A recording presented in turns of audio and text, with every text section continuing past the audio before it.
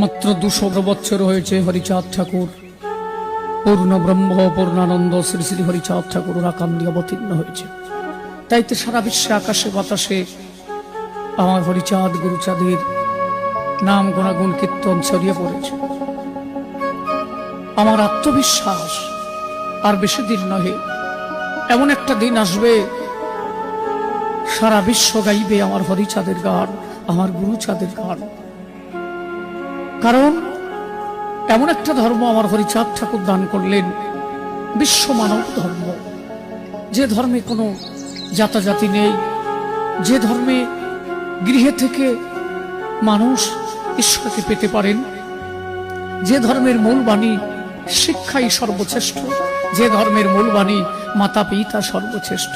আমার মনে হয় একদিন সারা বিশ্বে আমার হরি গুরুচাঁদের নাম গুণাগুণ ছড়িয়ে পড়বে।